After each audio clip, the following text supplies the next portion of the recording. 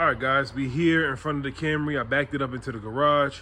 I got all my tools out. I got everything I need. The first thing I did was I disconnected the battery, right? So when you're working with airbags, guys, you don't want to have the battery connected because the airbag could deploy in your face by an accident if you touch any of the wrong wires and stuff like that. So I disconnected the battery. Now, a lot of videos I saw, it told me just to disconnect the negative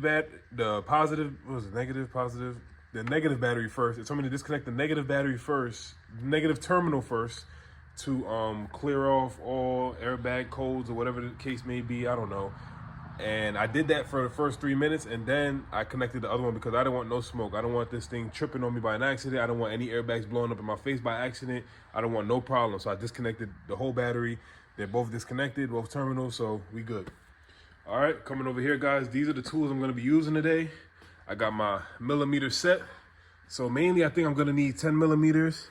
I'm gonna need 10 millimeter screw and a 12 millimeter, I think. I got some panel removers right here.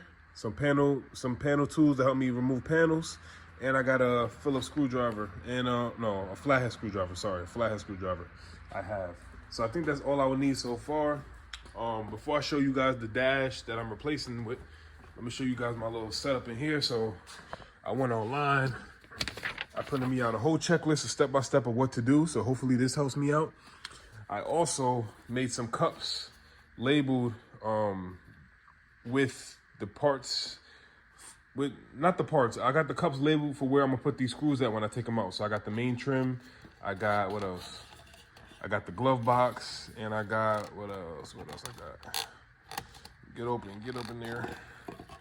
I got the center console. So this is where I'm gonna put all my screws when I start taking stuff out, right there. And then let me show you guys the airbags and the dash that I'm gonna be replacing, so I can kind of get an idea. So right here, guys, we have the main dash. So this is what I'm putting in the vehicle.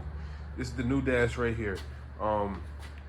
Mainly why I'm replacing the dash, and really why I only have to replace the dash, is because the airbag that's in here is not deployed. If this was not deployed, I really don't think I would have to change the dash. I would only have to just change the airbags under the dash.